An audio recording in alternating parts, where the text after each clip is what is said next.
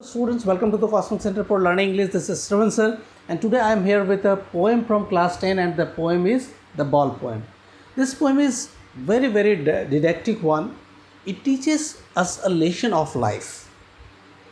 How we get attached with this materialistic world, with this external world, and the things to which we get attached, चीज़ों से जिससे हम emotionally भावनात्मक रूप से अटैच्ड हो जाते हैं, उससे जुड़ जाते हैं, जबकि हम ये जानते हैं कि उन चीज़ों का separation, the separation of the thing is bound to happen, ठीक है, वो निश्चित रूप से होना है।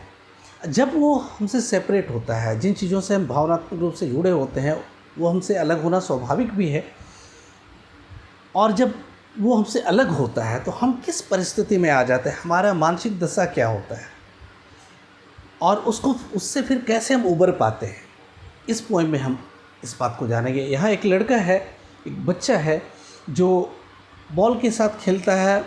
उसका बॉल उछलते हुए पानी में गिर जाता है। वो खड़ा होकर देखता है, बहुत दुखी हो जाता है। ऐसा लगता है जैसे काठ की मूर्ति हो गया हो, उससे प्राण निकल गए हों। वो गहरा सदमा में आ जाता है, कांपने लगता है। कवि जो पोएट हैं वो उस बच्चे को देखते हैं, साइकोलॉजिकली उसको मनोवैज्ञानिक रूप से रीड करते हैं। फिर वो सोचते हैं कि जो बॉल खोया है, दूसरा बॉल लाया जा सकता है, बहुत सारे हैं। लेकिन फिर सोचते हैं वो कि ये बॉल उसके लिए मायने नहीं रखेगा, क्योंकि वो जिस बॉल के साथ उसका अटैचमेंट है वही चाह रहा है वहाँ पर, इसीलिए दुखी है। तो मैं क्यों बीच में पढ़ूँ, ठीक है। एक अच्छा है कि उसका अपनी एक जिम्मेदारी का एहसास हो, और फिर वो जीवन में ऐसे न जाने कितने बॉल्स आएंगे। बॉल से मतलब कि कितने चीज़ों से उनका जो जिस पे अधिकार है, जिसको वो अपना अधिकार की चीज़ें समझता है, जिससे वो जुड़ा रहता है, वो उससे अलग होगा। और कितनी बार इस तरह के दुख में आएंगे, तो ज़्यादा अच्छा है कि वो जो सीख रहा है वो सीखे। तो इस तरह से ये पोएम आगे जाता है। तो पहले हम लोग पोएम के लाइन वाइज समरी और एक्सप्लेनेशन में आए। पहले हम लोग उसके डिफ़िकल्ट वर्ड्स देख लेते हैं, ठीक है, हिंदी और इंग्लिश मीनिंग उसके समझ लेते हैं। फिर उसके बाद पोएम में आएंगे, उसके लाइन वाइज एक्सप्लेनेशन और समरी के बाद फिर उसमें जो पोएटिक डिवाइसेस इस्तेमाल हुआ है वो देखेंगे। और क्वेश्चन आंसर, जैसा मैंने पहले कहा है कि उसके सीरीज़ जल्दी ही स्टार्ट होने वाला, उस सीरीज़ के साथ हम लोग सारे पोएम का एक साथ करेंगे। और फिर एग्ज़ामिनेशन पॉइंट ऑफ व्यू से कि कम समय में आप जो समय आपके पास, उसमें किस तरह से एग्ज़ाम के लिए प्रिपेयर करें, और ताकि मैक्सिमम मार्क्स स्कोर कर पाएँ आप, ठीक है। उसके लिए भी अलग से वीडियो में लाऊंगा, उसमें टिप्स और ट्रिक्स आपको बताए जाएंगे, और साथ ही साथ सिलेबस के अनुसार से बताया जाएगा कि किस तरह से आप प्रिपेयर करें, किससे कितने के क्वेश्चन होते हैं और किस तरह से क्वेश्चन आता है, ताकि आप उसको अटैम्प्ट कर पाएँ, ठीक है। तो चलिए आते हैं हम लोग इस पोएम में, और पोएम का डिफ़िकल्ट वर्ड्स में उसके मीनिंग समझते हैं पहले। ओ देयर आर अदर बॉल्स, एक फ्रेज़ है उसमें, देख लीजिए, ओ देयर आर अदर बॉल्स, ठीक है। ये लाइन का पार्ट है, आप सेंटेंस का पार्ट है, आप देख लेंगे पोएम में। इसका मतलब क्या होता है, ये लाइन क्या बताता है। O there are other balls, ठीक है, o there are other ball क्या बताता है ये, कि the word suggest that the loss is not important enough to worry about, ठीक है, कि जो लॉस हुआ है, जो क्षति हुआ है उस बॉल का, जो बॉल बच्चा खोया है, ठीक है, कहता है कि the loss is not important enough to worry about, कि जिसके लिए हम चिंता कर रहे हैं वो लॉस उतना बड़ा लॉस नहीं है जिसके लिए कि हम इतना चिंता करें, ठीक है। बात समझ पा रही है। O there are other balls, कहता है ना कि एक बॉल खो गया, अरे बहुत सारे बॉल हैं। कहने का तात्पर्य कि क्यों चिंता करें भाई, बॉल बहुत जाए तो एक हो गया तो खो गया, ठीक है, बहुत चिंता करने की बात नहीं है। दूसरा, शेकिंग ग्रीफ, शेकिंग ग्रीफ मतलब इतना दुख कि वो दुख से, मतलब एक चिंता, फिक्र जिसको कह सकते हैं, दुखी, उसको दुखी वर्ड का प्रयोग कर सकते हैं वहाँ पर। ग्रीफ मतलब होता दुख, तो गहरा सदमा जैसे दुख लगना, तो एक ग्रीफ उसको इतना ज़्यादा जकड़ के लिया, इतना ज़्यादा गहरा दुख में वो आ गया कि वो कांपने लगा, ठीक है। कहता है sadness which greatly affects the boy, ठीक है, वो जो दुख जो उसको बुरी तरह से प्रभावित किया उस बच्चे को।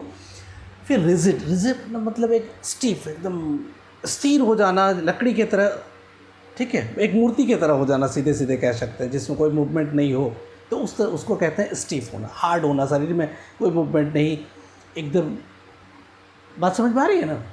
तो वो उसको स्टीफनेस कहते हैं, स्थिरता, वो एक मूर्तिमान हो जाना, ठीक है, उसके लगता है कि प्राण ही निकल गए हों, जो स्थिति होती है उसी का यहाँ पे स्टीफ कहा गया। फिर इंट्रोड्यूड ऑन, ठीक है, अब किसी मामले में पढ़ना जिसको कहते हैं, हस्तक्षेप करना, तो कहता है टू एंटर अ सिचुएशन। तो यहाँ पे इंट्रोड्यूड ऑन मतलब है क्या कि ऐसे सिचुएशन में पढ़ना जहाँ आपकी ज़रूरत नहीं है, जहाँ आपका स्वागत नहीं होता है। वो अर्थ है कि to enter a situation where one is not welcome, वहाँ किसी को आने की इजाज़त नहीं है। अब वो अपने दुख में है, उसमें आप बीच में जाके उसके दुख में पड़ते हैं, वो चाह नहीं रहा कि कोई उसको परेशान करे, वो अपने खुद ही परेशान है उस समय, ठीक है। फिर कहता है ए डाइम, डाइम है कि एक करेंसी है यूएस का, यूनाइटेड स्टेट्स का, जैसे भारत का होता है ना कि रुपए पैसे हैं, तो पैसे के जगह पे वहाँ सेंट होता है, तो ए डाइम मतलब 10 सेंट, 10 पैसे, ठीक है, वहाँ का सेंट होता है जैसे हमारे यहाँ पैसे होते हैं।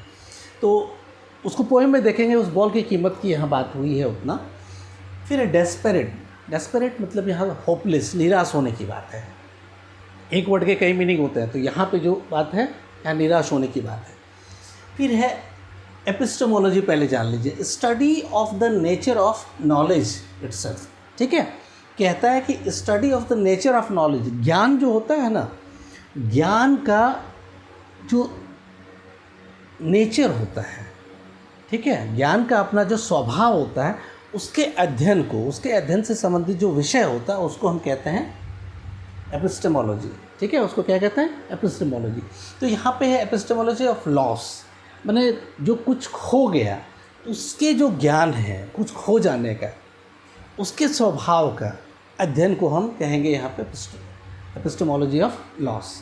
बात समझ में आई? तो ये डिफ़िकल्ट वर्ड थे, इसके मीनिंग आपको समझ में आ गया होगा। और जो बाकी रह जाता है वो फिर अभी लाइन वाइज में आता हूँ, एक्सप्लेनेशन में समझ में आ जाएगा, ठीक है। तो जब मैं पोएम पढ़ाऊँ तो आप बुक सामने रखेंगे, बार बार कहता हूँ, नोटबुक भी एक साथ में रखेंगे, अगर कोई आपको लगे इंपॉर्टेंट चीज़ तो उसको आप लिख सकते हैं, ठीक है। चलिए आते हैं हम लोग द बॉल पोएम। ये लिखा किसने है? जॉन बेरीमैन, ठीक है। इसको लिखा किसने है? एक क्वेश्चन तो ऐसे रहेंगे, एक पैरा या कुछ लाइन पैरा कह रहा हूँ, कुछ लाइन पोएम से उठा के दिए रहते हैं, उसमें किस पोएम से लिया गया है, मतलब टाइटल ऑफ द पोएम, और फिर किसने लिखा है, उसके जो कंपोज़र हैं, उसके जो पोएट हैं, उसका नाम आएगा, फिर उससे रिलेटेड क्वेश्चन होंगे, ठीक है। तो 3 मार्क्स के रहते हैं ये, तो इम्पॉर्टेंट है, ये भी आपको याद रखना। किसने लिखा है इसको अभी याद कर लो। पोएम का नाम द बॉल पोएम, लिखा किसने?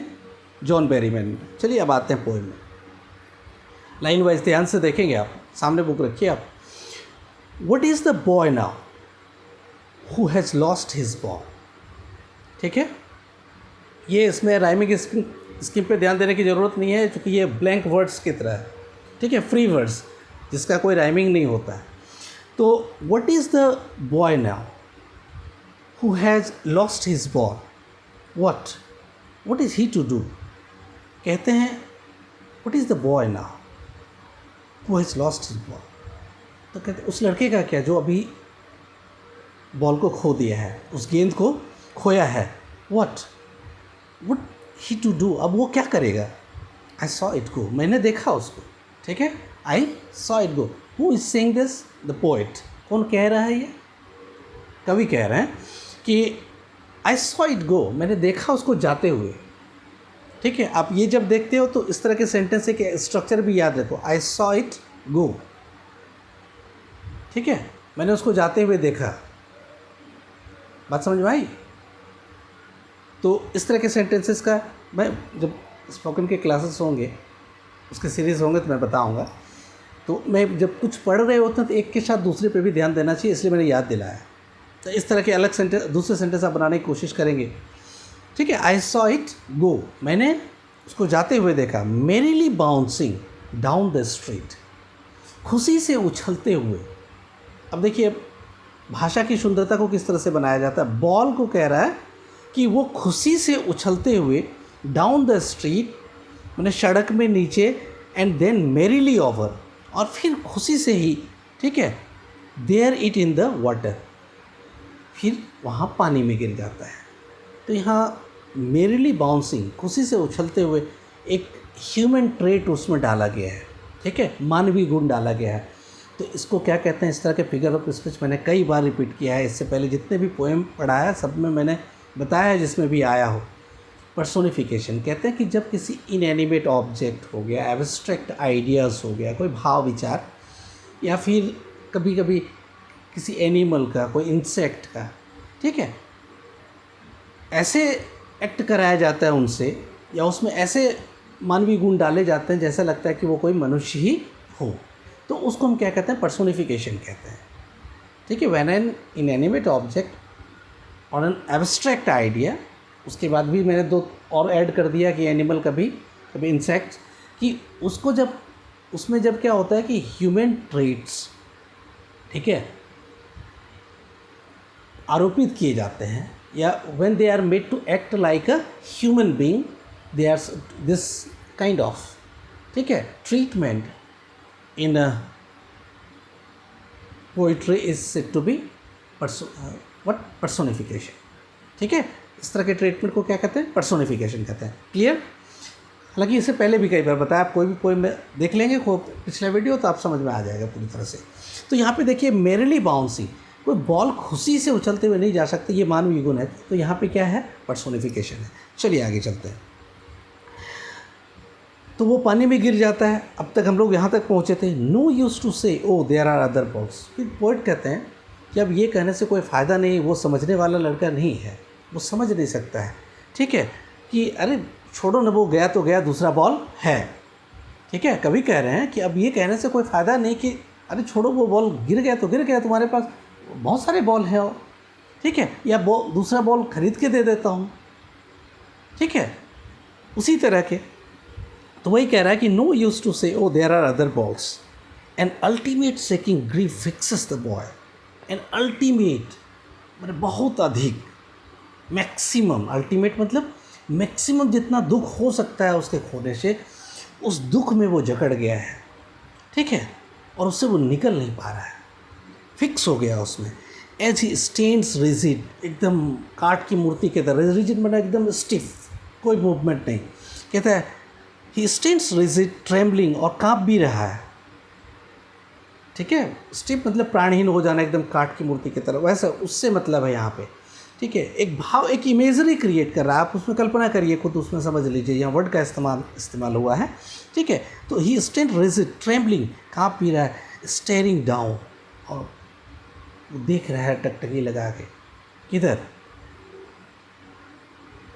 उस जहाँ पे बॉल गिरा है।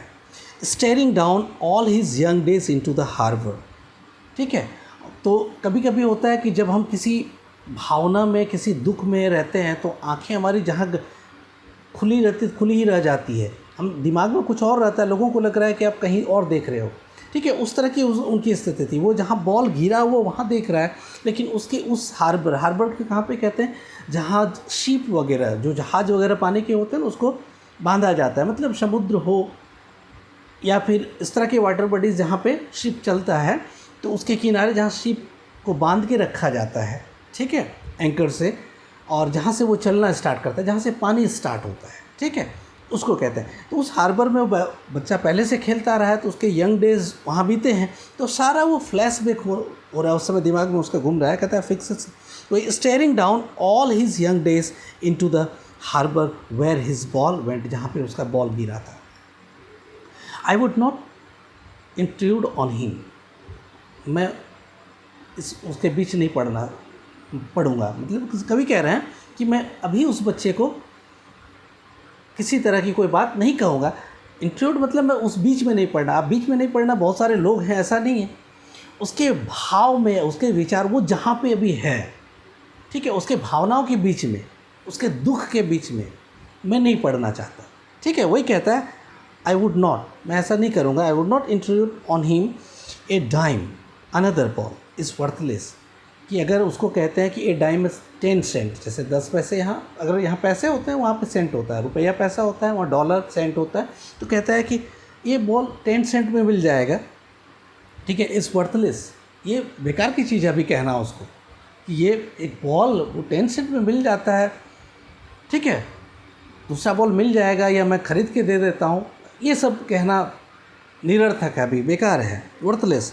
Now he senses his first responsibility, अब वो उसका जीवन का पहला जिम्मेदारी का एहसास हो रहा है उस लड़के को, ठीक है, कि उस दुख से उबरने की जो एक क्षमता है, एक जिम्मेदारी है उसकी, और वो खो जाने का कि आखिर वो खो गया तो एक उसकी चीज़ थे, एक पोजीशन उसका था ना अपना, तो अंदर से जो पोजीशन होता है वो अटैचमेंट उसी को कहते हैं, तो वो इमोशनल अटैचमेंट उसका है, तो एक रिस्पॉन्सिबिलिटी उसका का एहसास हो रहा है, फिर उसके उससे उबरने की भी एक क्षमता उसकी डेवलप हो रही है कि इस तरह के सिचुएशन से को कैसे कोप अप कर पाएगा वो जीवन में। और ऐसे अनगिनत बॉल अर्थात जीवन में बहुत सारे मटेरियलिस्टिक थिंग्स है जिसके साथ आप अटैच्ड रहते हो और वो कभी न कभी आपसे छीने जा सकते हैं प्रकृति के द्वारा, नेचर के द्वारा।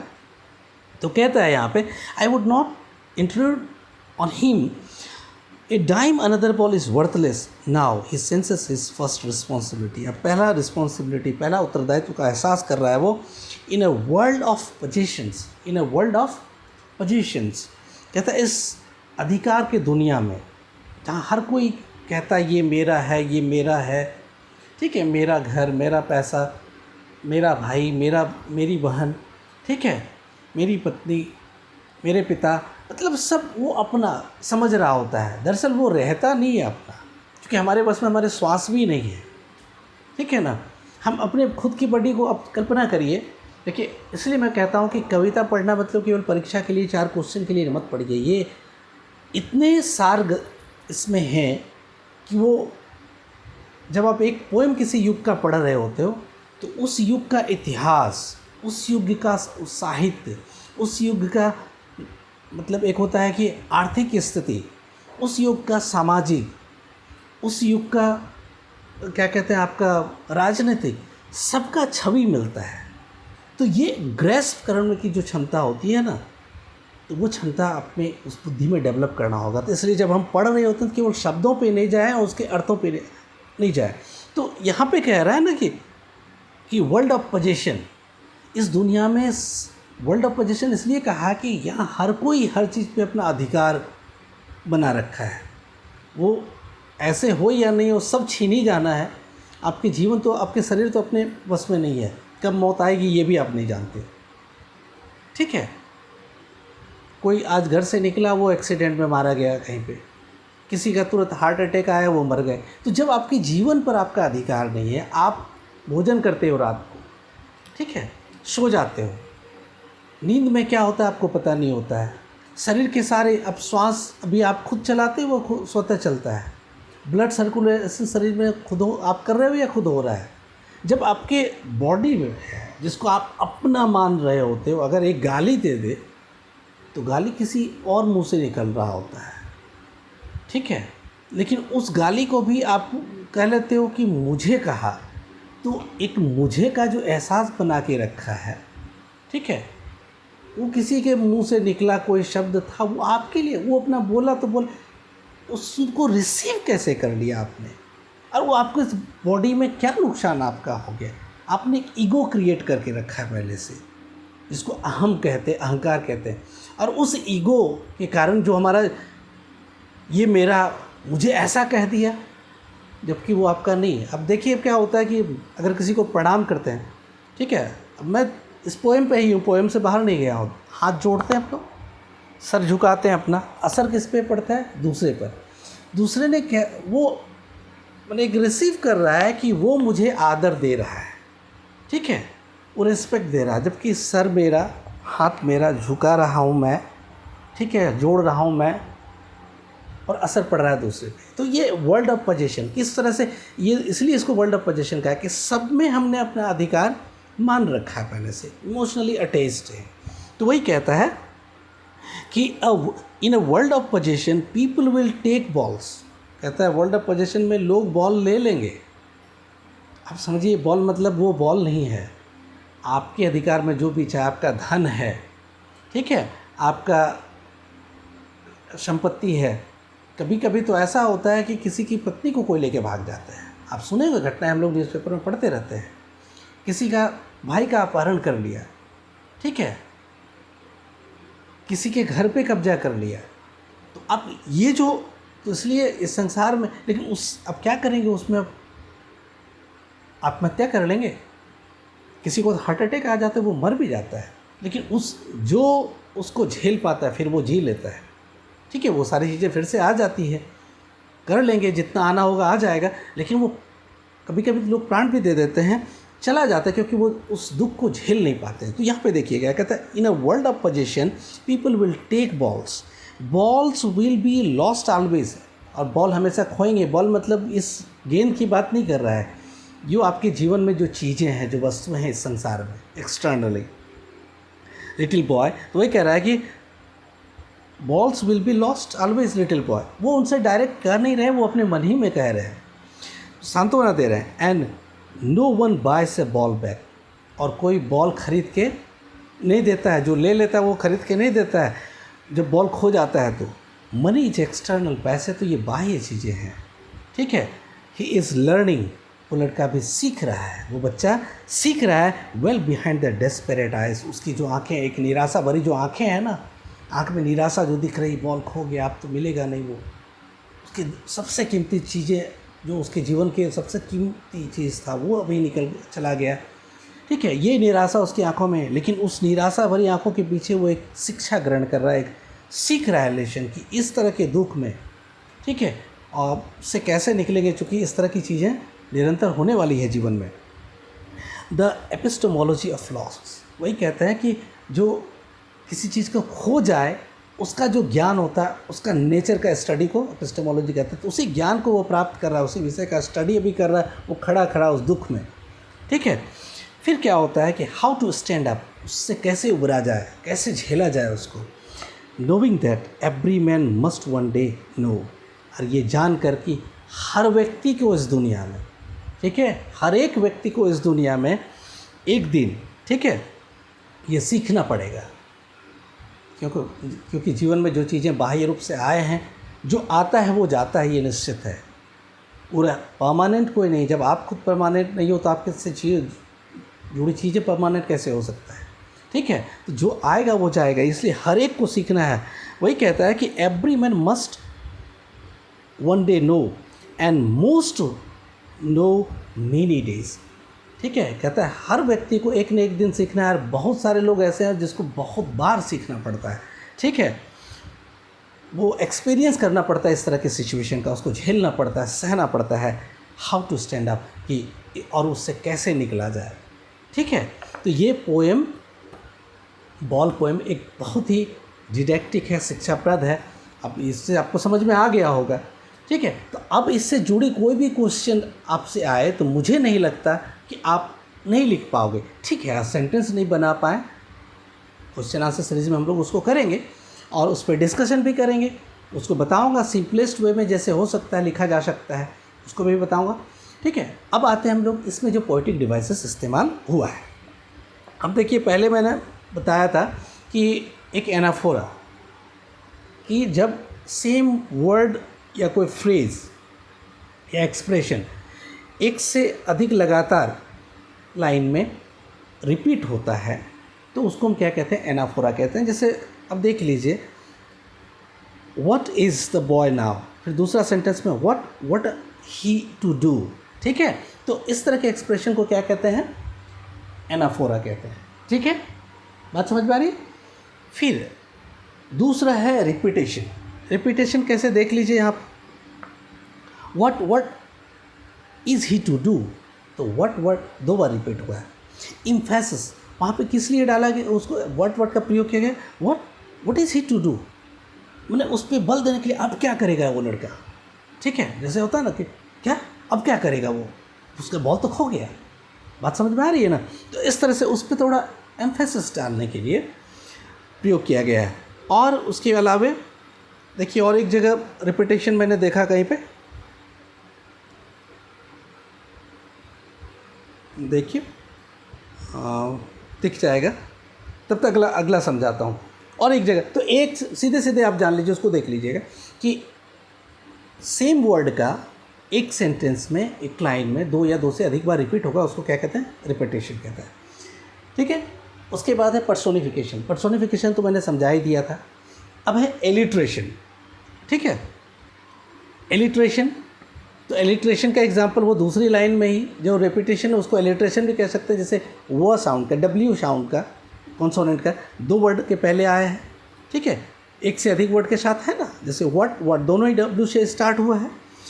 बात समझ में आ रही है? इसके अलावा इस तरह से जो भी इसके यूज़ किए गए होंगे वो सारा क्या कहलाएगा? एलिट्रेशन। फिर ये तो कॉमन हो गया है एसोनेंस और कॉन्सोनेंस। एसोनेंस उसको कहते हैं कि जब किसी वावल का, ठीक है, किसी वावल साउंड का 2 या 2 से अधिक वर्ड में रिपीट हुआ हो एक लाइन में, और वो अधिक वर्ड में, वो वर्ड के शुरू में भी हो सकता है, मिडिल में भी हो सकता है या अंत में भी हो सकता है। अगर ऐसा कोई साउंड का बार बार रिपीट हुआ हो 2 या 2 से अधिक बार, तो उसको हम क्या कहते हैं? एसोनेंस कहते हैं। उसी तरह कोई कॉन्सोनेंट साउंड का एलिट्रेशन तो उसको कहते हैं जब किसी वर्ड के 2 या 2 से अधिक वर्ड के स्टार्ट में, अगर बिगिनिंग में अगर वो आता है, ठीक है, बात समझ में आ रही है, तो उसको एलिट्रेशन कहते हैं। लेकिन अगर बिगिनिंग में नहीं आके बीच में, कभी बाद में सेम साउंड का, सेम कॉन्सोनेंट साउंड का अगर प्रयोग हुआ इस तरह से कि मिडिल में भी आया, एंड में भी आया, बिगिनिंग में भी आया, तो उसको हम क्या कहते हैं? कॉन्सोनेंट्स कहते हैं। तो देख लीजिएगा कॉन्सोनेंट्स को हम कौन है। ठीक है। और मुख्य रूप से एलिट्रेशन, एनाफोरा, रिपीटेशन और पर्सोनिफिकेशन का प्रयोग इसमें हुआ है। ठीक है। और इसके बाद भी अगर कोई प्रॉब्लम होगा तो आप, मैं बार बार कहता हूँ, कमेंट बॉक्स में डालिए, या व्हाट्सएप पे अगर जुड़े हुए हैं, मेरा नंबर है तो आप उसमें डालिए, उसको एक्सप्लेन कर दूँगा। या फिर आप कॉल करके भी, अगर नंबर है तो कॉल करके भी आप उससे पूछ सकते हैं, मैं उसको बताऊँगा। और फिर क्वेश्चन आंसर सीरीज़ जब होगा तो उसमें हम लोग देख लेंगे। तो आज हम लोग इस वीडियो को यहीं ख़त्म करते हैं, और इस वीडियो अंत तक देखेंगे जो भी देखेंगे, और जिस उद्देश्य से जो मैं सिखाना चाह रहा हूँ, ठीक है, पढ़ाना नहीं, पढ़ाना मेरा काम है, ठीक है, कि आप सीखो या आप जानो या ना जानो, मैं अपना पढ़ा के चला गया, लेकिन मेरा उद्देश्य है कि मैं आपको सिखाऊं। और अभी जो जितनी सारी बातें आपने सीखा, ठीक है, अब कोई भी कहीं एक्सप्लेनेशन इस पोएम से रिलेटेड है, कोई ज़रूरी नहीं कि एकदम आप हूबहू उसी वर्ड में दें, आप अपनी भाषा डेवलप करिए, और आप व्यक्त तो कर ही सकते हैं, आप इतना तो समझ गए ही होंगे। ठीक है। तो इसलिए आपको अगर जो अच्छा लगता है तो आप लाइक करेंगे, शेयर करेंगे, और नए हैं तो आप सब्सक्राइब करेंगे। चलिए मिलते हैं अगले वीडियो में। Good bye.